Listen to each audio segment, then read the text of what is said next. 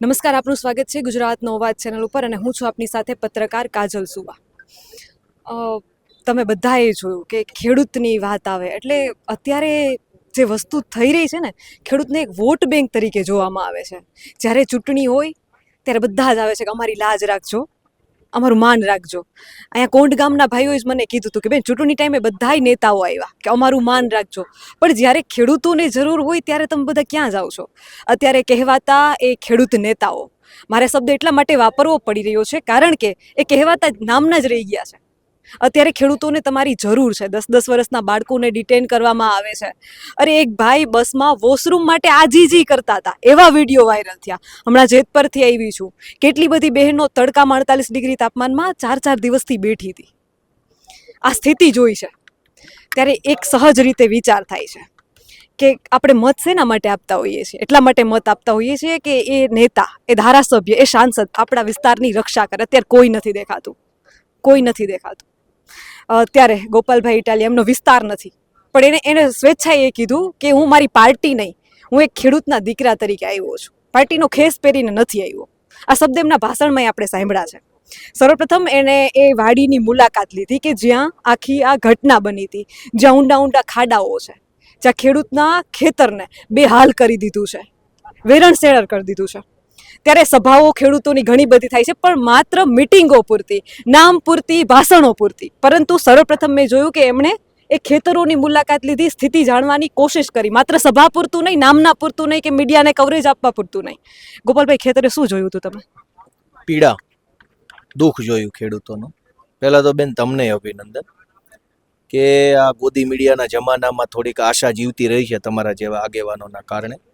લોકોની આશા એક સારા માણસ ઉપર હોય. તમને શુભેચ્છા.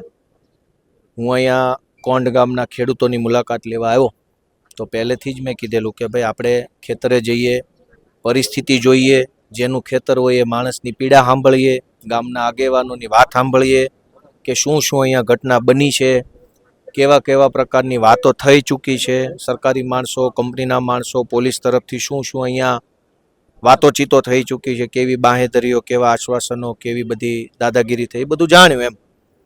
અને ત્યાર પછી જે કાંઈ મારો વિષય હતો એ લોકો સમક્ષ રજૂ કર્યો છે. પણ મૂળ વાત બેન એટલી છે કે ખેડૂતના ખેતરમાં થાંભલો નાખવો હોય તો ખેડૂતને કોઈ પૂછવું તો પડશે ને કે નાખવું કે નહીં. આ લોકશાહી દેશ છે. આ કંઈ એવું નથી કે અંગ્રેજોની સરકાર છે કે જ્યાં મજા આવે ત્યાં થાંભલો નાખીને વયા જાય. તો લોકશાહીમાં લોકોને પૂછવું પડે, લોકો કેમ કરવાનું. અત્યારે કંપની કેમ હાલે છે? કંપનીને જ્યાં મજા આવે ને થાંભલો નાખી જવાનો. આ ગામમાં કોઈને વળતર નથી આપ્યું. કોંઢ ગામ તો ખેતીની દ્રષ્ટિએ એટલી ફળદ્રુપ જમીન છે કે આનો ભારત દેશમાં નંબર આવ્યો ખેતીમાં, પહેલો નંબર. એટલી ઉપજાઉ જમીન, એટલી ફળદ્રુપ જમીન, એટલી સરસ જમીન, પાણીવાળી. એ જમીનો બરબાદ કરી નાખે છે અત્યારે. થાંભલા ચારે બાજુ, ખેતર ખેડવા લાયક જ નહીં વધે. તો ખેડૂતો એમ કહે છે કે આટલા ફળદ્રુપ ખેતરોને તમે બરબાદ કરો છો તો બદલામાં કંઈક આજીવિકા માટેનું વળતર મળવું જોઈએ. એક પાવલી આપ્યા વગર ખેડૂતોના ખેતરમાં 4 ખાડા એવા ખોડ્યા છે, એવડા મોટા ખાડા. 10 માળનું કોમ્પ્લેક્સ હોય ને એને જેટલું પીવાનું પાણી જોઈએ ને એના કરતાં મોટા ઊંડા ખાડા ગાળ્યા. પીવાના પાણીનો ટાંકો બનાવવો હોય 10 માળના બિલ્ડિંગમાં રહેતા લોકો માટે કેટલી જગ્યા છે, એના કરતાં મોટી જગ્યામાં ખાડા ગાળ્યા છે. આખા ખેતર જ ખોદી નાખ્યા છે. અને આખા ગામમાં પાણીવાળી જમીન છે, સિંચાઈ થાય છે, કેનાલો છે, બોર છે, કુવા છે, બધાના ખેતરે ખેતરે કનેક્શનો છે લાઇટના. છતાંય કાગળ ઉપર એ જમીન બિનપિયત જાહેર કરી. બિનપિયત એટલે ઓછી ઉપજાવ, એટલે વળતર ઓછું દેવું પડે. તો આ દાદાગીરી થઈ રહી છે. અને મુદ્દો પાછો બેન એ છે કે હિન્દુ ખેડૂતો છે. સરકાર એમ કે છે હિન્દુની સરકાર, તો આ ખેડૂતો હિન્દુ જ છે ને બધા. ગુજરાતના, ભારતના હિન્દુઓ છે. એના ખેતરમાં દાદાગીરી થઈ રહી તો ક્યાં રજૂઆત કરવાની? બીજો સવાલ મારે એ કરવો છે. તમે વાયરલ વિડીયો જોયા હશે, 10-10 વર્ષના બાળકોને ડિટેન કરતા હતા, એ બાળક બેભાન થઈ ગયો, એક ભાઈ વોશરૂમ માટે આજીજી કરતા હતા. બીજી વસ્તુ, તમે પોલીસમાં ફરજ બજાવી ચૂક્યા છો. ભારત જ્યારે આઝાદ થયું ત્યારની સ્થિતિ અને અત્યારની સ્થિતિ, તમે કહો છો પોલીસને ભાડે આપવામાં આવે છે. અંદર પ્રશાસનમાં ચાલે છે શું ને આ કોના પાપે થાય છે? બેન ઈ વખત અને આ વખતમાં ફરક એટલો છે કે અંગ્રેજોની પોલીસ હતી એટલે આપણે એમ કહી શકીએ કે આ તો પારકા છે. હવે આપણી પોલીસ છે, પારકા કહી એકાય નહીં. ઘરના ધોકા મારી જાય તેની પીડાઈ ક્યાં કહેવા જાવી? અંગ્રેજોની પોલીસ મારે તો અંગ્રેજોની પોલીસ, આ તો આપણે જેનું બટન દબાવ્યું એ સરકારની પોલીસ આવીને મારી જાય છે. તો હું કહેવાનું? પણ બેન મુદ્દો એટલો છે કે પોલીસ ભાડે મળે છે કંપનીઓને. પોલીસ ખાતાનો શબ્દ છે ઓન પેમેન્ટ બંદોબસ્ત. કોઈ પણ પોલીસમાં હશે ને ખબર હશે, આ થાંભલા નાખવામાં જે ધાડે ધાડા પોલીસ આવે છે ને, દેશ સેવા માટે નહીં, સમાજની સેવા માટે નહીં, સરકારી કામ કરવા માટે નહીં, ભાડે આવે છે. સરકાર એને ભાડે મોકલે છે કે જાઓ ધોકા મારો. ધોકા મારવાનું એને ભાડું આપવામાં આવે છે. આ હું 50 વખત બોલ્યો, વિધાનસભાના માધ્યમથી આ વાત કરી, મેં પ્રશ્ન પૂછ્યો, સરકારે મને લેખિતમાં ગૃહમંત્રીએ જવાબ આપેલો છે કે 18 કરોડ રૂપિયામાં પોલીસ ભાડે આપી. હવે આપણને મારવાના પૈસા મળે છે. હવે ક્યાં બેન આમાં રજૂઆત કરવા જાય? પોલીસ ભાડે આપે છે સરકાર એટલે હાટું કંપનીને, કંપની પૈસા આપે સરકારને, સરકાર એને પોલીસ આપે. એ પોલીસ લઈને કંપની અહીં ગામમાં આવે, ગાડીઓ, માણસો પોલીસ થઈ જાય, SRP ને હેડ કોન્સ્ટેબલ ને SP ને બધા, એ બધાને ભાડું મળે છે. સરકારી કામ નથી, દેશનું કામ નથી, સમાજનું કામ નથી, ભાડાનું કામ કરે છે. તો તમે બેન, આપણે બધા નાગરિક તરીકે જે સાંભળે છે એ વિચારે કે આ કેટલું વ્યાજબી છે? ભાડે પોલીસ લાવીને પબ્લિકને માર ખવડાવવાનો આ કઈ વ્યાજબી વાત છે? અને તમે SP ને પૂછો જાઓ સુરેન્દ્રનગરના કે આ ઓન પેમેન્ટ બંદોબસ્ત છે કે સરકારી બંદોબસ્ત, પૂછો જાઓ. ઓન પેમેન્ટ બંદોબસ્ત જ છે. ઓન પેમેન્ટ એટલે પેમેન્ટ લઈને મારવાનું. એ તો ક્યાંથી બોલે? મને ખબર હોય ને, વિધાનસભામાં નથી બોલી શકતા. આ તો હું બોલી શકે? એ સાહેબ જે ઉપર બેઠા ને એ અમારે સામે નથી બોલી શકતા. આ તો બધા પાયદળિયા છે, એ થોડા બોલવાના છે. અહીંયા માનો કે તમે જે કાંઈ મોટા અધિકારી છે, એનો સાહેબ એની ઉપર જ્યાં વિધાનસભામાં અંદર બેહે ને એ નથી બોલી શકતા, ફોલ્ટમાં છે. બીજું કે તમે ગૃહ જ્યારે ચાલતું હોય, આજ વખતે પહેલી વખત એવું લાગ્યું એટલા વર્ષોમાં કે વિધાનસભા ચાલે છે, કેમ કે પ્રશ્નો ઉઠાવતા ધારાસભ્યો જોવા મળ્યા, અને એની કોઈ વાત ખાલી વાત કરવા ખાતર કે ભાષણની વાહવાહી ખાતર ના હોય, એને હાથમાં કાગળ હોય જ છે.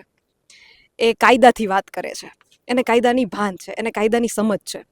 મારે તમને એ સવાલ પૂછવો છે, ઘણા બધા ખેડૂતો છે જેને ખબર નથી, અત્યારે જે આ ચાલી રહ્યું છે, ખરેખર ખેડૂતોને વળતર કેટલું મળવું જોઈએ અને કાયદો શું છે? બેન, એમાં બહુ સારો પ્રશ્ન છે. મુદ્દો માત્ર વળતર નથી. વળતર શબ્દ શેના માટે વપરાય છે કે તમારી જમીન સરકાર લઈ લે તો એનું વળતર શબ્દ આપણે સાંભળેલો. જો ડેમ બને બહુ મોટો તો સરકાર વળતર આપીને જમીન લઈ લે, હાવ પોતાની. રોડ બને તો સરકાર વળતર આપે ને જમીન લઈ લે, બરાબર. રેલવે લાઈન નીકળે તો સરકાર જમીન લઈ લે અને વળતર ચૂકવી દે. કેનાલ બને તો સરકાર જમીન લઈ લે અને આપણને વળતર આપે. વળતર શબ્દ આવી રીતે સાંભળેલો છે બધાએ. હવે આમાં સરકાર જમીન લઈ તો નથી લેતી, કંપની આપણી જમીન લઈ નથી લેતી, જમીન તો આપણી જ છે, તો વળતર ન હોય, એનું ભાડું હોય. તમારી ગાડી હું 2 દિવસ પૂરતી લઈ જાઉં ને તો એનું ભાડું દેવાનું હોય. હાવ લઈ જાય હોય તો રોકડા દેવાના હોય. કમ્પ્લેટ એમ કે લઈ જ જવાની છે હવે આ મારી, તો એનું પૈસા દેવા પડે, પેમેન્ટ કહેવાય ને. અત્યારે વળતરના નામે પહેલા તો સરકાર ખેડૂતોને છેતરે છે. તમે ખેડૂતના ખેતરમાં જે થાંભલો નાખો છો એ 50-100 વર્ષ સુધી રહેવાનો છે. વળતર તો તમે અત્યારે 2 લાખ 5 લાખ આપો છો, એટલે 5 લાખ રૂપિયામાં 100 વર્ષ થાંભલો કોણ નાખવા દે? તો મારે કલેક્ટરના ઘરના ધાબા ઉપર માર્યું છે ને થાંભલો નાખ્યા હોય, મારો થાંભલો પર્સનલ 10 લાખ આપીને કલેક્ટરનું ઘર હોય ને એની ઉપર ગોપાલભાઈનો થાંભલો, ખાલી એમ જ, કાંઈ એની ઉપર તાર નહીં, દોડા કાંઈ, ખાલી મારો થાંભલો હોવો જોઈએ, ગોપાલભાઈનો ફોટો ને કલેક્ટરના ઘર પર થાંભલો ને 1 વખત 10 લાખ દેવા. એનું માલિકીનું મકાન હોય ને ત્યાં નાખવા દેશે? જેતપુરમાંથી લોકોએ અહીંયા ધારાસભ્ય હશે, જે કોઈ પાર્ટીના મંત્રી હશે, એનું પોતાનું માલિકીનું ઘર હોય ને એની ઉપર આપણે કોંઢ ગામનો થાંભલો નાખવો, 10 લાખ મારે દેવાના. થાંભલા ઉપર નહીં વીજળીનો તાર, નહીં કોઈ તાર, ખાલી થાંભલો, ધારાસભ્યના ઘર ઉપર કોંઢ ગામનો થાંભલો, બોર્ડ માર્યો કોંઢ ગામનો થાંભલો, નાખવા દેશે? ઈ એના ધાબા પર થાંભલો નહીં નાખવા દે તો આ ખેતરમાં થાંભલા છે એના મફતમાં નાખી જાય. તો મારું બેન વળતર બાબતે સમજો, બહુ સારો વિષય. વળતર નહીં, ભાડું હોય આનું. તમે જમીન લઈ નથી લીધી, તમે થાંભલો નાખી ગયા છો, તમારે મને દર મહિને જે કઈ વ્યવહાર થતો હોય દઈ દેવાનું હોય, થાંભલો કાઢી જાવ તેથી ન દેતા. ભાડું દર મહિને, ટેલિફોનનો થાંભલો નાખે અગાસી પર તો દર મહિને આપે છે કે એકવાર આપે છે? તો આમાં કેમ એક વખત જ? થાંભલો તો ટેલિફોન નો હોય કે ઇલેક્ટ્રિક નો હોય, લોઢાના જ છે. થાંભલો છે, ધાબા પર નાખો, જમીનમાં નાખો. ટેલિફોન નો નાખો તો દર મહિને ભાડું આવે, અને વીજળીનો થાંભલો નાખો તો કે એક વખત પૈસા લઈને પૂરું કરો, એમ ન હોય. બીજું, કે જે ખેડૂતના ખેતરમાં બેન થાંભલો નાખવામાં આવે એ ખેતરની માર્કેટ વેલ્યુ ઘટે કે વધે? અત્યારે 5 લાખનો વીઘો હોય અને ખેતરમાં થાંભલો આવે તો એ 4 લાખનો વીઘો થઈ જાય. થાંભલા વાળું ખેતર કોઈ લેવાલી ન થાય. તો જમીનની કિંમત ઘટે છે, એનું વળતર કોણ દે? પછી ભાઈઓ ભાગ પડે કે 2 ભાઈઓનો ભાગ, તો થાંભલા વાળું કોનામાં જાય? એ તો કોઈ લેવાનો તૈયાર થાય ને એમ કે થાંભલા વાળું નહીં, તો ઈ ડખો કોણ સોલ્વ કરશે? વળતર તો 10 લાખ આપી દે, પણ 2 ભાઈઓનો ભાગ પડે તેથી થાંભલા વાળું ખેતર જે ભાઈના ભાગમાં જાય એને જે નુકસાન થાય એની જવાબદારી કોની? પછી ઈ ખેતર ઉપર આપણે બાંધકામ કરવું હોય તો થાંભલા વાળી જગ્યામાં બાંધકામ થશે નહીં. ઓલા એકવાર પૈસા આપીને વાત પૂરી કરી દીધી, મારી તો ઈ અડધો પોણો વીઘો જમીન એમનામ થાંભલા મફતના ભાવે વહી ગઈ, તો ઈ જમીન પર હું બાંધકામ કરવાનો મારો અધિકાર હતો એ છીનવાઈ ગયો, તો એનું વળતર કોણ દેશે? તો વળતર એવું નથી કે બેન ઝાડવા પાંદડાનું વળતર આપીને રવાના થઈ જાય. આ લોકો શું કરે? તમારા ઝાડવા પાંદડાનું વળતર, ભાઈ ઝાડવા પાંદડાનું નથી જોતું, એ તું તારે વાપરી જાય, તાર છોકરાને બિસ્કિટ ખવડાવી દેજે કૂતરાના. અમને અમારા જમીનની વેલ્યુ ઘટી, ભાઈઓ ભાગમાં પ્રોબ્લેમ ઊભો થયો, એને ન કરાવી શકાય, બાંધકામ ન કરી શકાય, લાંબા ઝાડ ન વાવી શકાય, એ બધું વળતર ચૂકવવું પડે. અને દર મહિને ભાડું તો પાછું દેવાનું જ છે. તો આનો ન્યાય શું? તમારા મતે શું ન્યાય? આના 2 ન્યાય છે. કાં તો સરકાર ખેડૂતોની વાત સાંભળે અને કાં ખેડૂતો પોતાનો આત્મા જગાડે. 2 માંથી એક જ રસ્તો છે. ઈ નો સાંભળે તો આપણે તો આપણું સાંભળવું પડે ને. હવે તમે સરકારને રોજ ઉઠીને કયો, સરકાર સાંભળે નહીં તો પછી સરકારે ઈની જ આવ્યા કરે, તો રસ્તો લેવા ક્યાં જવાનો? યા તો સરકાર સાંભળે, સોલ્યુશન કરે તો બરાબર. અને આ કઈ થાંભલો એક મુદ્દો થોડો, ટેકાના ભાવમાં દર વર્ષે કકળાટ જ છે. હમણાં ખાતરનો કકળાટ ચાલુ થવાનો જ છે, હમણાં જ ચાલુ થઈ જાય. એક મુદ્દાનો કકળાટ હોય ને બેન તો એમ લાગે કાંઈ વાંધો નહીં. આ હો મુદ્દાનો કકળાટ છે. પાણી અનેક ખેતરોમાં નથી આવતું, અનેક ખેતરોમાં બેન જંગલી પશુઓનો ત્રાસ છે, ક્યાંક ભૂંડનો, ક્યાંક રોજનો, ક્યાંક બીજો ત્રીજો, હજુ એનો રસ્તો નથી નીકળ્યો. તો કેટલાય પ્રશ્નોથી ખેડૂત ઘેરાયેલા છે. રસ્તો એક છે કે કાં સરકાર બધી વાત સાંભળે, ઈમાનદારીથી સારો પ્રયત્ન કરે અને કંઈક પરિણામ લઈ આવે, કાં પછી ખેડૂતો પોતે સરકાર બદલી આવે. તમે આ વિષયને લઈને કેટલાક મુદ્દા વિધાનસભામાં ઉઠાવ્યા હતા, એ મુદ્દાઓ ક્યાં ક્યાં હતા? કેમ કે તમે પહેલા જ આગોતરા જે મુદ્દા ઉઠાવ્યા હતા. અમે તો આગોતરા કહીએ ત્યારે કોઈ સાંભળતું નથી. ફેબ્રુઆરીમાં બજેટ સત્ર બેન હતું ત્યારે મેં એક બિલ રજૂ કરેલું છે. બિલ એટલે કે ઈ કાયદો એક પ્રકારનો હોય, પણ એમાં બહુમતી ધારાસભ્યો મત આપે તો જ કાયદો બને, નહીતર ઈ રદ થઈ જાય.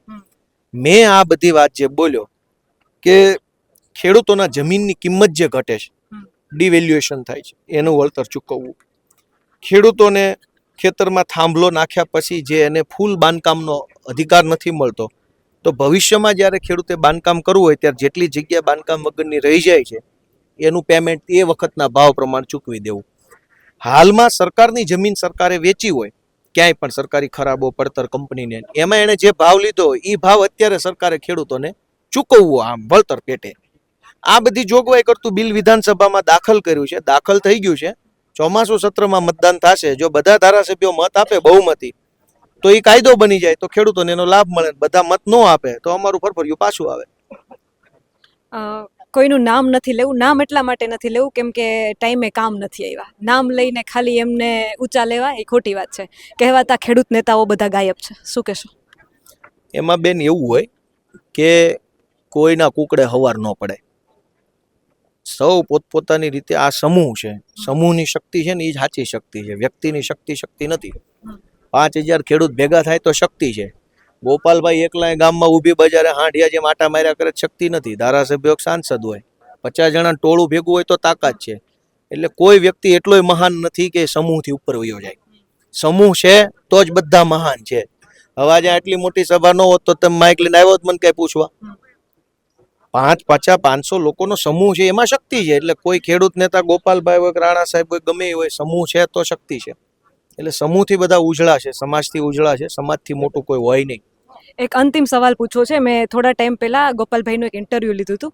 એમાં મેં એમને કીધું હતું કે ધારાસભ્ય તરીકે હવે તમારે શું કરવું છે, શું જોઈએ છે તમારે, શું તમે લોકો માટે કરવા? મેં કીધું હતું કે સેવા. તો એને કીધું હતું ના, સેવા નહીં, હું એમ ઈચ્છું છું કે જનતા અવાજ ઉઠાવતી થાય. હવે શું લાગે છે, અવાજ ઉઠાવે છે? કેમ કે હવે તો ખેડૂતો ઘરે ઘરેથી નીકળ્યા એવું દેખાય છે. હા, એટલે સારી બાબત છે. કોંડ ગામમાં લોકોની એકતા સારી ગણાય. આટલા બધા લોકો આટલા બધા દિવસથી લડાઈ લડી રહ્યા છીએ, બહુ સારી બાબત કહેવાય. અલગ અલગ જ્ઞાતિના લોકો, અલગ અલગ ઉંમરના લોકો બધા ભેગા મળીને અવાજ ઉઠાવે છે. એ બહુ સારી જાગૃતિ કહેવાય, બહુ સારી એકતા કહેવાય. આ રામાપીર બાપાના મંદિરે ઊભા છે, આપણે રામાપીર બાપાને પ્રાર્થના કરીએ કે આવી એકતા આખા ગુજરાતના ખેડૂતોમાં આવે ને એટલે કાયમ એનો કકળાટ જાય. બીજું કાયમ કકળાટ. બીજું એક એ અંતિમ વાત એ કરવા માંગુ છું કે એ ખાલી ધારાસભ્ય નથી, કેમ કે એણે રસ્તા ઉપર જતા હોય તો એની નજર બધે હોય. કોઈ બ્રિજ તૂટેલો હોય તો ત્યાંથી વિડીયો બનાવે. અમે પત્રકારો એમનામાંથી પ્રેરણા લઈએ છીએ, અમે એમને જોઈને શીખીએ છીએ. અમારી સાથે જોડાવા બદલ આપનો ખૂબ ખૂબ આભાર. આપ જોતા રહો ગુજરાતનો અવાજ.